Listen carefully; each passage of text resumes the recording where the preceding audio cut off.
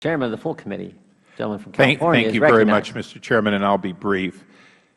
The ranking member wisely said that cost and benefit needs to be evaluated.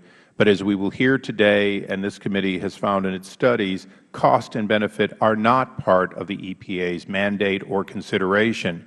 If they were, many of the regulations that they have created would not have been created. Ultimately, they simply say, we're only looking at the environment, we're not looking at the cost. If cost effectiveness, least cost system, greatest pollution reduction at the least price were part of the mandate, we would all applaud it. In addition, the EPA has no limits. This committee has discovered that, in fact, a naturally occurring gas that will continue to be produced in huge amounts in other countries is, in fact, being regulated. Any coal not consumed in this country will be shipped to another country.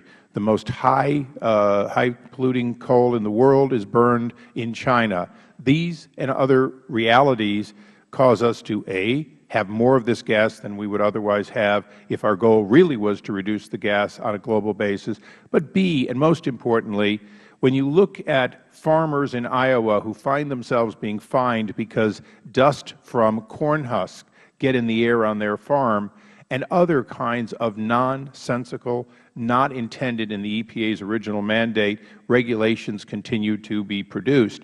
You have to wonder, why didn't Congress set limits?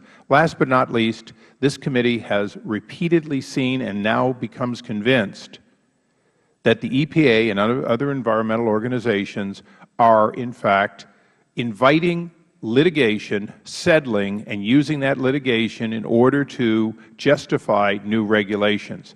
This practice of being sued, settling, and then, in fact, producing new rules is an area that clearly has to stop. Congress exempts itself from civil lawsuits over its policies for a reason. The EPA, on the other hand, and other organizations seem to welcome those because they lead to the same end that they want, but make it faster. Lastly, Mr. Chairman, this committee is more and more, through that AmericanJobCreators.com awareness program, we're finding that rules that have not been made but are used under the form of guidance and guidelines and so on are basically threatened as rules, so eventually they become rules after, in fact, compliance is reached by a long threat. These and other impediments to job creation are something this committee is dedicated to. Of course, on both sides of the aisle, we want clean air and clean water, but we also want the funds created by a successful economy that pay for that clean air and clean water. Last weekend, I was on a bipartisan codel to Egypt. The Nile is very pretty, but there is not enough money to deliver the kind of health standards in Egypt that we have here today. That's a goal that America has to be cognizant of. If we do not have a successful economy, there will not be money for the regulators to have the dream they now mandate without a clear course toward it. With that, Mr. Chairman, I thank you for this important hearing and yield back.